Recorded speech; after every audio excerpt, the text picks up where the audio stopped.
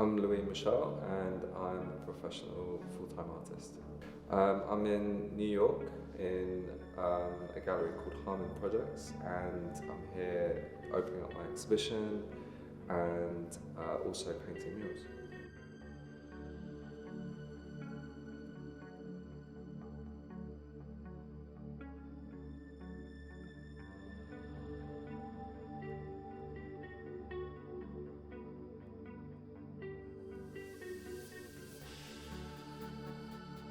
My parents had a restaurant and they moved the restaurant to Surrey, which is just outside London, and so that's kind of where I grew up and I went to school. I then went travelling for a year around South America and the Caribbean, and then when I came back I started art school down in Falmouth, which is in Cornwall, so on the southwest coast of the UK.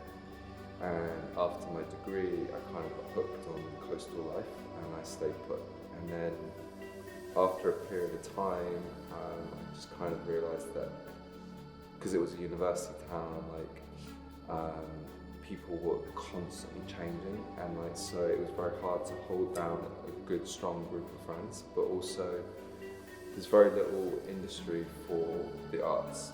Although I'd studied fine art there was nothing to support me in the slightest. So I moved to London, and then I spent about 10 years living in London. And then I got kind of really hooked on painting in the public domain.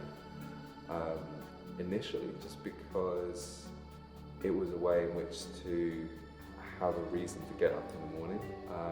If you're only working with studio work and you're lacking in the connections with collectors, then what do? You just paint, and then store paintings in your studio seems a bit futile. So I started painting in the public domain because I'd grown up with, I guess, like a really strong love for graffiti. And so, yeah, just started painting out on the street. And then 3 years ago, we upped and moved from London and moved to the southeast coast in a town called Margate. So my parents, they actually met at art school. So art's kind of just always been there for me.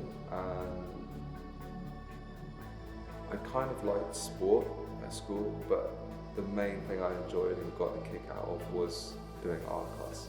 And so immediately that was kind of like my ticking thing. And we all thrive off being told we're good at something, and at school that's what I was good at.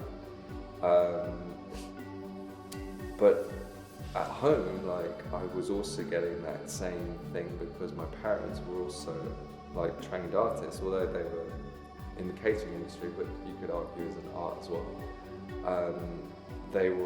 I think that they felt very strong and safe giving me guidance with that as well. So therefore it just, whether I was at school or at home, I was being shepherded and pushed in the direction of art.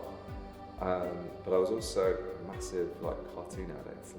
I would spend every waking day watching cartoons or reading comics or trying to collect figurines, and it's just the colour and the vibrancy, I think. And so that fusion of comic culture, cartoon culture fused with fine art and illustration culture plus graffiti kind of massively inspired me.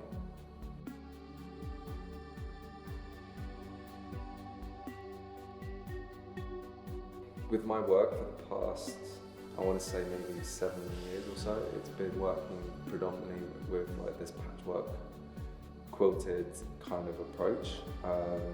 That was birthed out of the idea of having a discussion about what would be left if essentially we wiped out a species and you've got souvenirs and toys and memorabilia.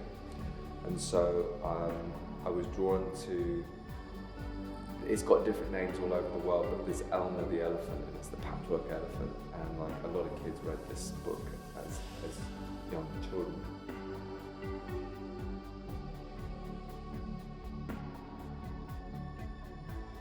What I'm really drawn to when I'm painting in the public domain is the fact that it has a really strong ability to connect with an audience. You don't even have to be interested in art, and if it's in the public domain, you your, the fact that you are walking past it or engaging with it without having to stop what you're doing to engage in it. It has this ability to connect with a huge demographic audience, which for me is particularly important because my work is about a call to action. It's raising awareness for biodiversity collapse, or what we call speciesism, or species extinction. And so having this ability to directly engage with the public domain without trying to sell them anything, essentially, just like identify a story, is very empowering for me as an individual, but I think then also the audience as well get this insight into something that perhaps they hadn't really thought about yet.